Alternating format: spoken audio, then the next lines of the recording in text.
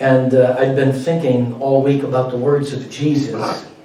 You know, Noah, the man Noah, was an exceptional father in an evil world.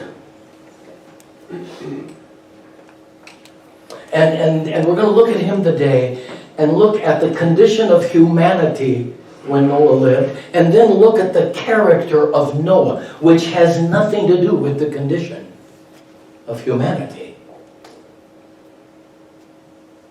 The culture doesn't shape, it shouldn't shape godly dads.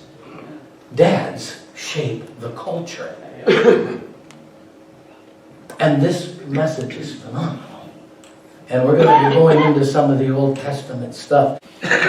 So Noah, an exceptional man in the midst of evil. And I want us to start over in Matthew chapter 24. And I'm going to begin at verse 36.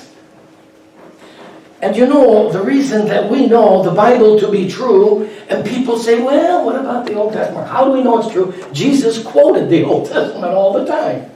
So if Jesus felt it was true, the story of Noah, trust me, it's true. And so we read Jesus' words, beginning at verse 36. Now concerning the day and the hour, no one knows, neither the angels of heaven, nor the Son, except the Father alone. You know what Jesus is talking about there is about his return. And he said it's not been given to the Son. So when people tell you he's coming tomorrow, or he's go to that mountain, or go to this, he's saying be careful, don't pay attention. Listen, no one knows the day or the hour. Now, of course, of the times and seasons, don't be ignorant. But Jesus then goes on to say, only the Father knows. And then he goes and says, as the days of Noah were, so the coming of the Son of Man will be. So if Jesus said that, it's going to make sense to look at Noah, isn't it? He said, when I come back, it's going to be like it was in the days of Noah. And he said, and then he defines it, for in those days before the flood, they were eating and drinking, marrying, and given in marriage, until the day Noah boarded the ark. They didn't know until the flood came and swept them all away.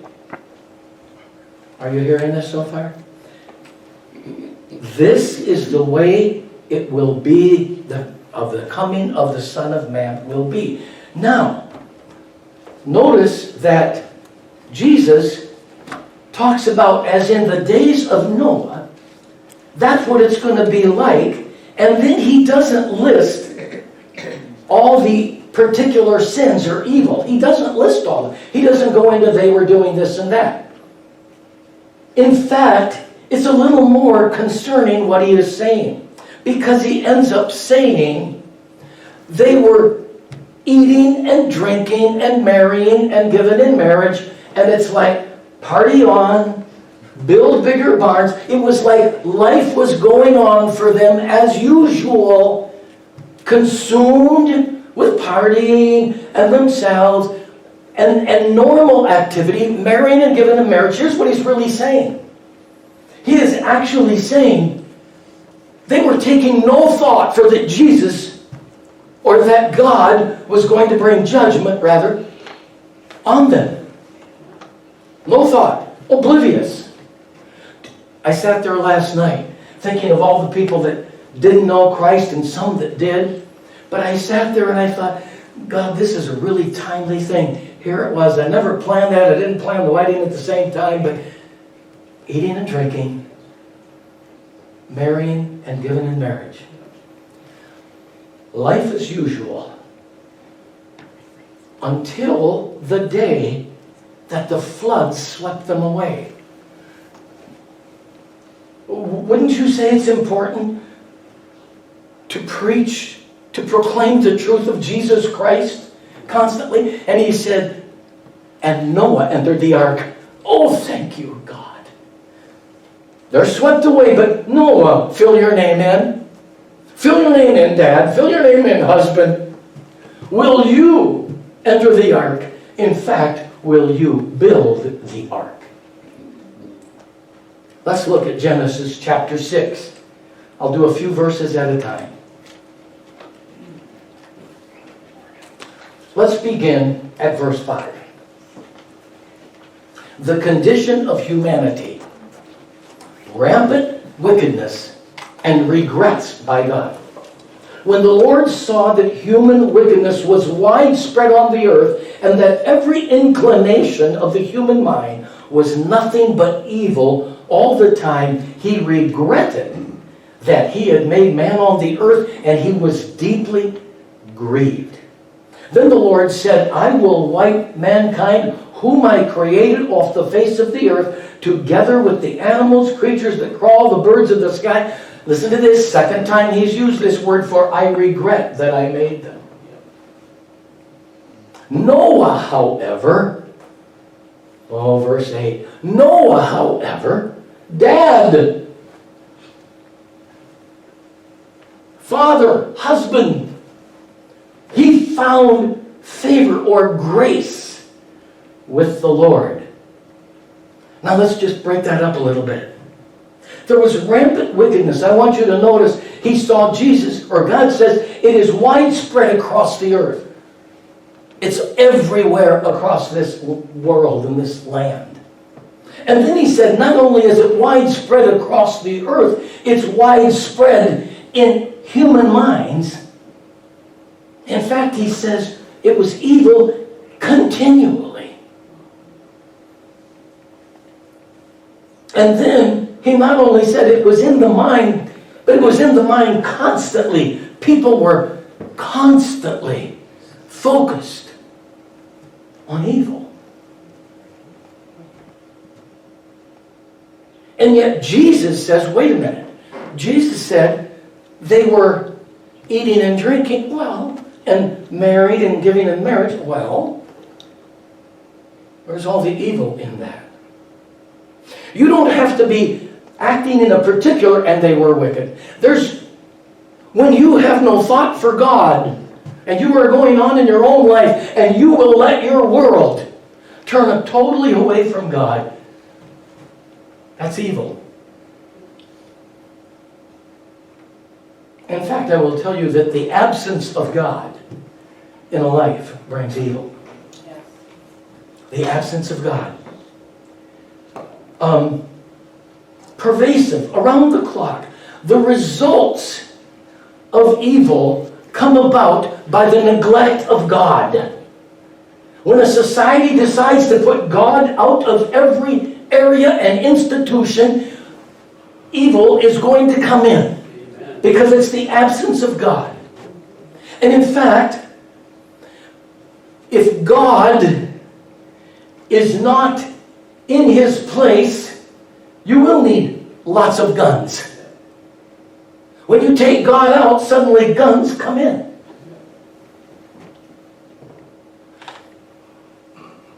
We've seen the violence. Let me tell you something. Since December 31st, 2019, when COVID hit, in Wuhan. It hit here in January. We've had a 44% increase in murder.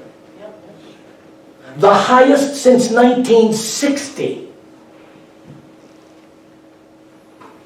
You take God out of the equation, and something comes, and there's no God. 44% up. Listen to this one since 2019. This will just break your heart. In girls 10 to 12 years old, suicide is up 50% in 2 years. We're not talking even teens. That's bad enough, but 10 to 12. I just picked that age group. We need God. We need men of God. Yes. Oh, thank God for mothers that stepped in when there was a father that was absent. Oh, thank you. But we need men of God. When my daughters talked about my son-in-law not having a father figure. See, you don't have to have a father necessarily to have a father figure around you. I think you mentioned one time an uncle or something that really, but who's going to be those people? Let me tell you what happens in a society, and it's so hard for me to get at. Sin is like this rule that's called the 1 degree rule. They kind of made it for flight. It fascinated me. If a plane takes off just 1 degree off, if you're not parallel to God, it's just a little thing. Right. It isn't too bad. If you're just 1 degree off when you take off in a plane, you are a mile off course for every 60 miles you fly. 1 degree off. You know what that translates to? If a rocket were to be launched 1 degree off towards the moon, it would miss the moon by 5,000 miles. And in 120 miles, you wouldn't even hit the airport you're aiming for. Listen. The evil of the 50s, that's nothing now. The evil of the 60s, give me the 60s back. That's the way we talk. What was really controlled or identified as sin, 70s, 80s, let me tell you, it isn't getting any better. 1 degree off, and we're going to miss the mark by miles.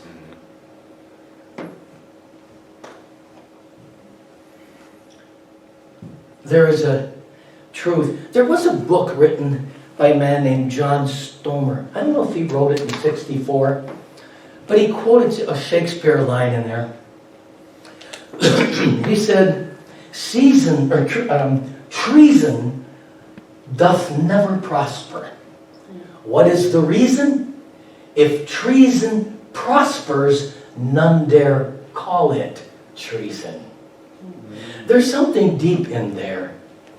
Sin is no big deal. Sin won't prosper. What's the reason? If sin prospers, no one will call it sin. Moral relevancy. We need dads, and we need husbands. We need men of character. We look then, God, at the regrets of God. This is powerful. Because wicked is rampant and God is watching. And then he says this. It says, he regretted, and that word is actually, it can be translated repentance, sorrowful, sorry. It's a sigh, it's a like, Have you ever thought about really the heart of God? Did you know he has feelings? Did you know you're created in his image? God rejoices over you, or he's sorrowful? Did you know his heart can be broken? I didn't think God could be broken. Why? But it says he regretted. And it is this sigh, this I'm so sorry. And you know, by the way, this I'm going to wipe them out. And it is true that in the New Testament, the judgment is not the same. There's reasons I won't go into it. There's much more judgment in the Old Testament. But the reality is this. God is not multiple personality disorder. Judgment and love are not the opposite things that God does. In fact, judgment and mercy are both love. Godly dads get that. Judgment and mercy are both the love of God. You know what God was doing? This is so bad. This is so evil. I cannot let it contaminate the earth anymore. Did you know? You ever think about what God, as he's watching this nation and our world, and what he's thinking? I want to tell you now, as it was in the days of Noah, so shall it be at the coming of the Son of Man. Oh, there's such good news in this passage. God regretted. So, but then it says he was deeply grieved. God, grieving. That word in the Hebrew, and both in the Greek and the Septuagint, they're both in Hebrew and Greek. That word in the Hebrew is like to fabricate or cut. It's one of the first meanings, which means it's to carve. And it is given the meaning here that God's heart was cut, carved into it. Oh.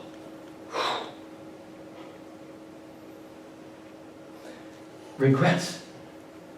Here's the thing. God created you for fellowship with Him. And He looked at those people and they had nothing to do with Him. And think of the sorrow of that. I created you for fellowship and now you have no clue of who I am. And you're evil continually. Then He says, I created you for freedom. Freedom. And what are you doing? You're walking in the bondage of sin. Fellowship was gone. Freedom was gone. Guess what happens next? Let's look at the character. Well, first of all, a remnant of one. Verse 8. There was rampant wickedness. God had regrets about humanity. But then He's always got a remnant. And this is amazing. Listen, I want you to know that in some of these passages, it says, Noah, however, oh, I want to hear that. It's evil everywhere, but however, Sam, his heart is with me. What if you could be the one in your circle of friends? What if you could be the one in your family? What if you could be the one? It's all going down the tubes, but however,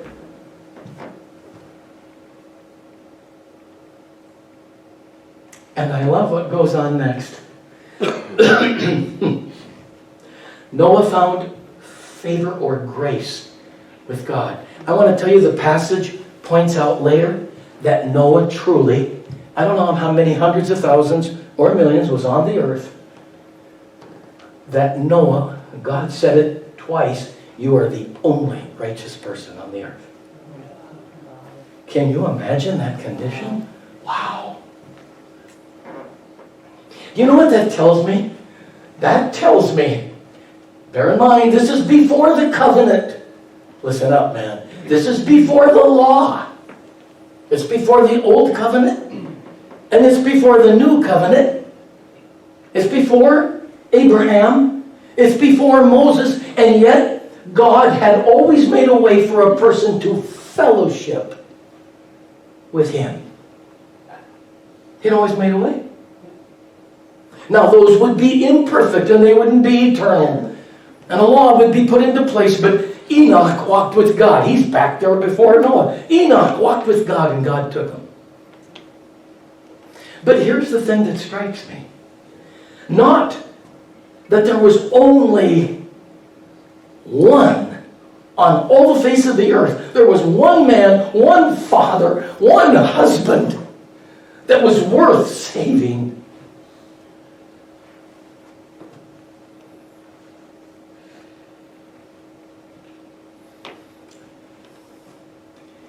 I want you to look at his character. I love this.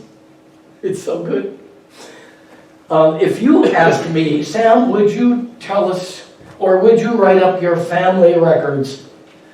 I mean, can you imagine? Well, it'll take weeks or years. You want my life story? Are you sure? I love this. You know, Ancestry.com. Well, they'll give you a short. I want to get the family records. Here's the family records of Noah. It's in 2 verses. Get ready. I love it. I'm thinking that's all I want remembered. These are the family records of Noah. Verse 9. Noah was a righteous man, blameless among his contemporaries, and Noah walked with God. And then there's only one more. This is his character. And Noah fathered 3 sons, Shem, Ham, and Japheth. So that's the record. Righteous, blameless, and walked with God. I want that to be my family record. And it's never too late to start, is it? It's never too late to start. To say, that's the man I want to be. It's just amazing. Righteousness is, think about this now, we got to get this. Righteousness is right and lawful in the heart. Righteousness is not just an act. Righteousness is an attitude. It's in the heart before God. That's where it starts. His righteousness and then his reputation was blameless. And here's what the Hebrew says in that. It was complete, it says perfect, but it means teleos, complete in the Greek.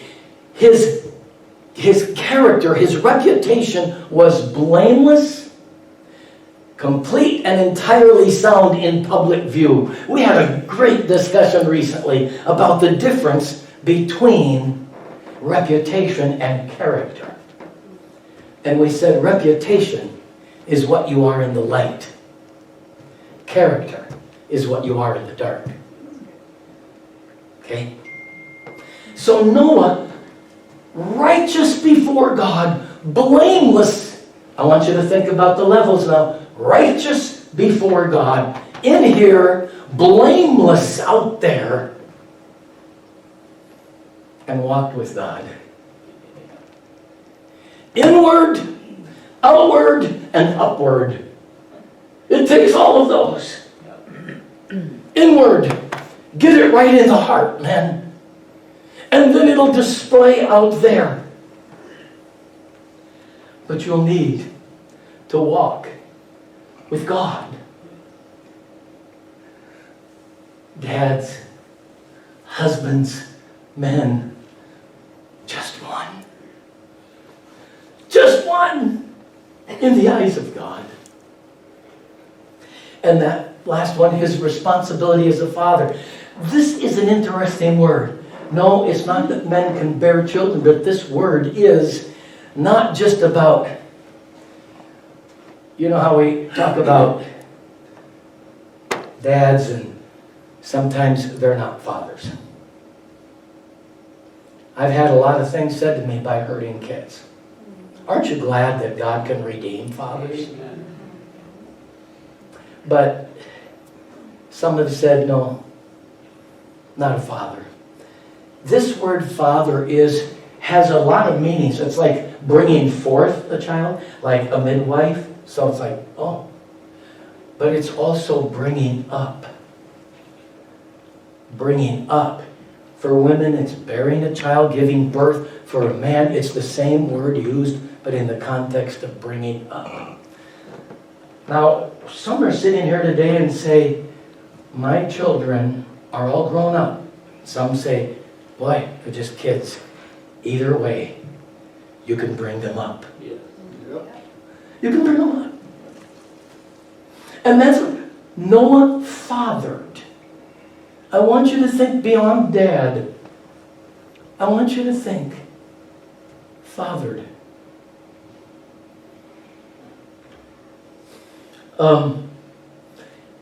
There's just an aside which is interesting. I wish I would have had a little bit of what Noah had in order to prepare for that. He was 500 years old when he had his first kid. I could have used that amount of time for parenting. If I could have just, oh man. But nevertheless, God gave him 3 sons. But Noah walked with God. The word there is he traveled with God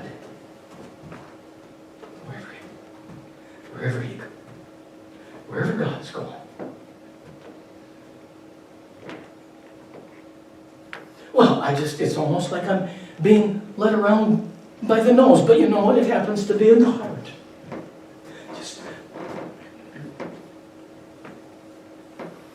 You ever seen what a kid is like when they get separated from a parent in an unfamiliar place? Whew. I lost my mother once. Well, I guess I got lost. I didn't lose her. And maybe actually, when I think about it, she lost me. But I panicked. I was in something like a Dayton's or Donaldson's store with the escalators. And they're fun. You can wind up in another building if you just keep taking escalators. Even back then. But I got to tell you, there's panic. And you ever heard those announcements? Sammy, would you please come to the front of the store? Gladly. I want you to know that you can travel. If you travel with God, it's going to impact your children. Yes. It will. And I want to keep traveling with God. Here's the deal. The reason I'm talking about no matter what your age is, that you can sit here today and say, oh, it's too late, I've blown it. I'm going to tell you a great experience I had last night. I won't get real specific. I was at a wedding a few years ago. And there was a man there. And that's the first time I met him, and it's the last time I've seen him. But a number of them were not. They had a Christian relative that they thought was crazy, but the rest of them were not following God. So I'm on the grounds of this beautiful place outside of Chicago City last night, and this man walks up to me and he said, do you remember me? And I said, no. And I said, I know you're familiar. And he was. I could really. And he said who he was and who he was a father to. And then he said, and then he said, Sam, I caught your Facebook page, kind of caught your ministry. But he said, this is no credit absolutely no credit to me. He didn't connect the two. He said, I've been watching. I want to tell you, I don't care how old you are, Dad. If you've got kids that are alive, you're still fathering them. That's right. You're still fathering them. They're still watching your page. Isn't that good news? It's good news if you walk with God. This man said, yeah, I've been checking out your Facebook page. I thought. And I think he said ministry page, so maybe it was Together Place. And then he said, I want to tell you something. I said, yeah. He said, I've given my life to Jesus. Yes, and it's a spectacular position he's in to reach people I care about. He's got a chance to father someone who doesn't know Christ. Oh. I'm so excited about that. Joy and I were leaving early because you don't want to see us dance. So we left. She wears dicky boots. No, I don't know. But we left early, and this man, I was walking by him, and by the way, he'd gone through a second divorce. And I'd heard something about that, but he was alone almost the whole night. And he apparently kept it that way. But you could just see the wheels turning, and then he caught me as I was going out the door. And he said, I want to touch base. I'm going to connect with you. But he said, I need to qualify. I'm a real baby Christian in this. But he said, I'm loving it. I'm loving it. Don't you love baby Christians? Absolutely. So, one of the questions today is, what are you walking with? What are you walking with? Because you're walking with something and you're walking with someone. And if it ain't God, it ain't good. Because He's in everything. Okay, that's the character of Noah. Let's look at the last one. The call of Noah. And in verse 13.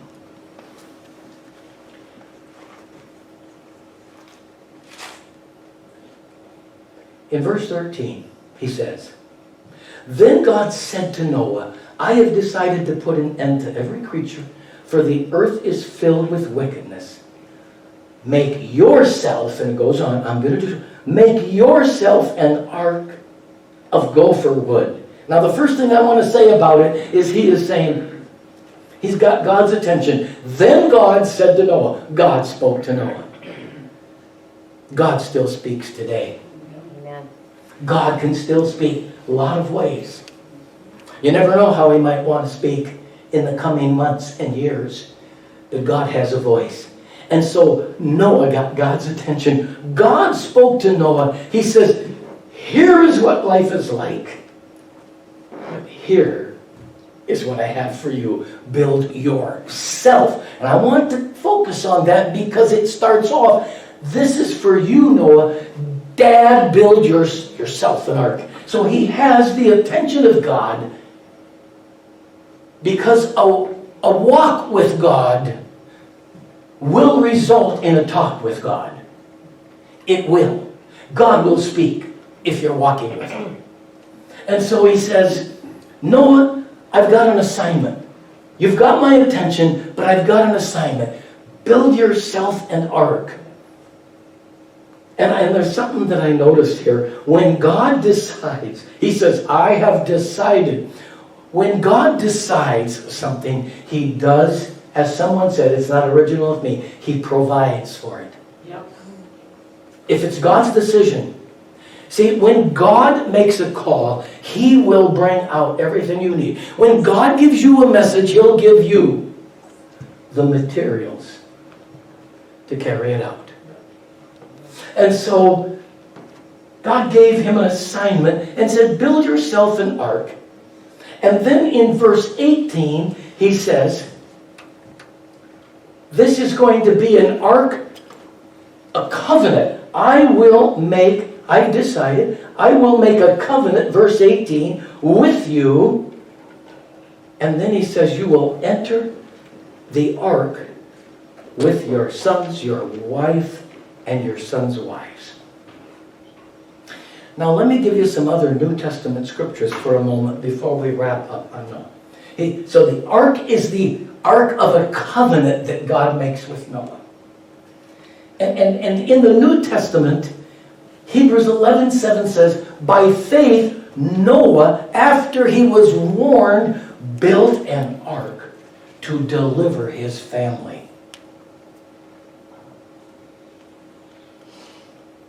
Build yourself. But Noah, I'm going to pull your family into this. You're righteous. I want this ark not only to be a covenant between you and I want it to be a covering for people around you. What if my life is not just a covenant with God, but my life is so lived that it's a covering for the people I love? And so, he says, I'm going to give you in chapter 9, 8 and 9, he says, blessings, promises to Noah. Dad, you built the ark for yourself, but guess what? Your children and your wife and their wives are going to go in. And here's what is said in what Peter has to say. God patiently waited in the days of Noah, and 8 people were saved. God, can you see God patiently? I don't think He's going like this. Right. You know why He patiently waited for this righteous man who found favor? Because a whole new deal was going to come through Noah. And you know how long it took him to build the ark? Between 100 and 120 years. Can you imagine? And by the way, I said God provides. He gave them all of the diagrams and the dimensions and everything. I like this part. Some verses are just great. He says you're going to make it 450 feet long, 75 feet wide, 45 feet high. Oh yeah, by the way, make a roof.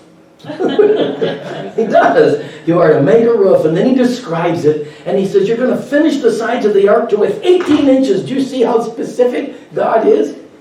And you're going to put a door in the middle of it, and on he goes.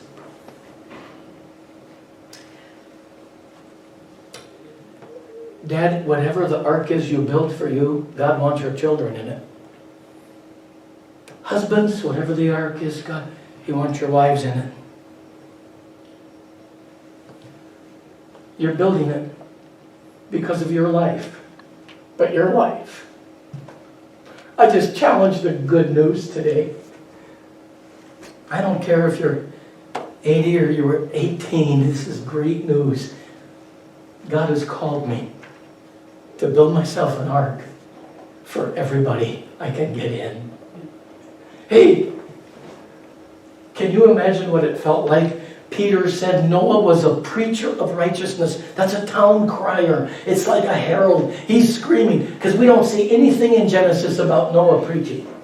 But Peter brings it out. He was a preacher of righteousness. Do we not need proclaimers, town criers of righteousness today? We really do. And because of that, up until the day they were swept away, but Noah and his family entered the ark. I am committed more than ever to build an ark and get my family. God, help me that the ark that you have given me is not just a covenant, but a covering for my family that I can get them in. Yes, there's all more messages, so many more in here. This is a short one. God told Noah to go on the ark, and do you know, for 7 days it didn't rain? What if Noah had quit 6 days? What if he'd opened the door and got out? Lord, do you realize what you put me in here with? 2 of every animal in the world and my family. We're going to have to really learn to get along. Because you know how long they stayed in the ark? 1 year. 1 year. There's different opinions. But either just under or at 1 year. Now, not always does it seem fast enough. And when you're patiently waiting for God, you think, remember God is patiently waiting for you. I've just summarized. I got a couple of lines, a few, seven things I want to share, just in summary, that make a difference. In Genesis 6:22 and chapter 7:6, you see these words, almost quoted exactly. One of them is, and Noah did everything the Lord commanded him. Chapter 7, verse 4 and verse 10, God said 7 days and it will rain. Noah waited in the ark. No rain, but no wavering. Stay at it. How many here have prayed and prayed and prayed for families and they just don't seem to be coming to Jesus? Don't give up. If God says 7 days, don't stop at 6. If God says 365 days, don't stop sooner. In chapter 7, verse 1 and verse 7, he says, you alone are righteous, but your family is going to be saved too. In chapter 8, verse 16, God kept his promise, come out of the ark. And like I said, it took 120 years, maybe 100 years to build.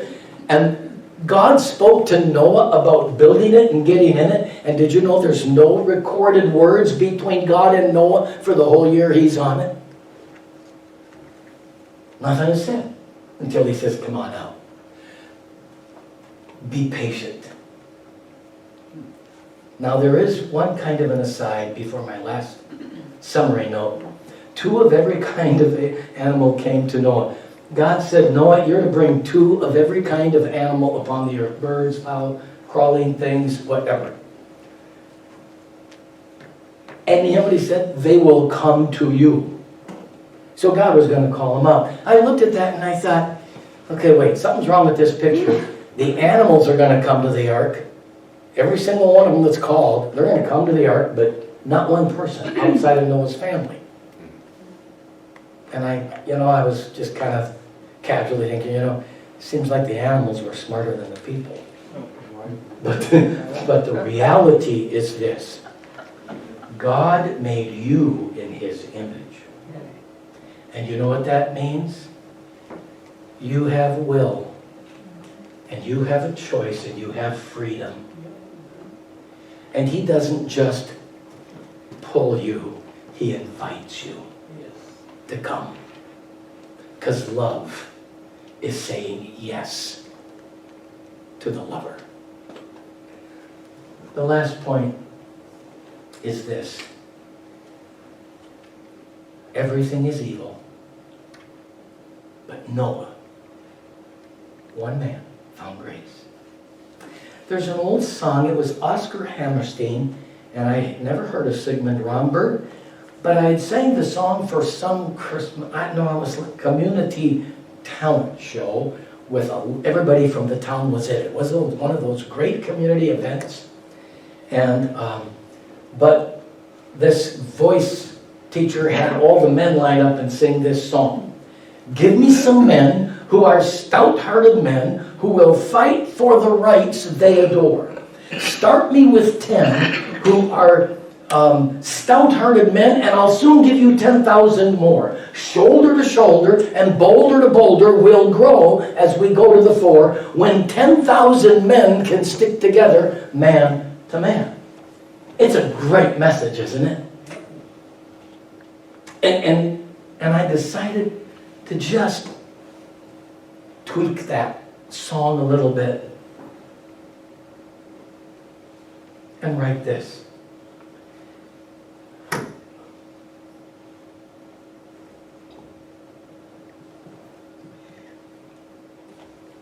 Give me some men who are God-serving men, who will fight for the ones they adore.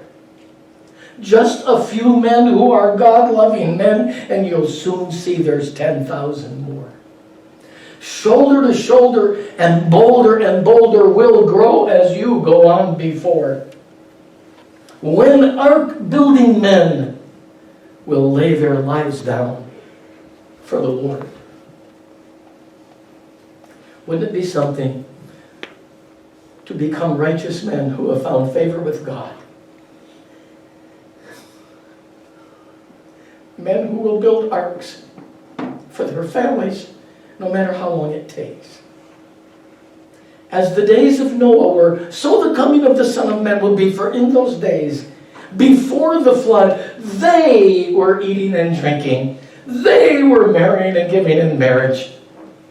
Right up to the day Noah boarded the ark. Dads, husbands, men, will you build to board? Build to board with your loved ones. Amen. Amen.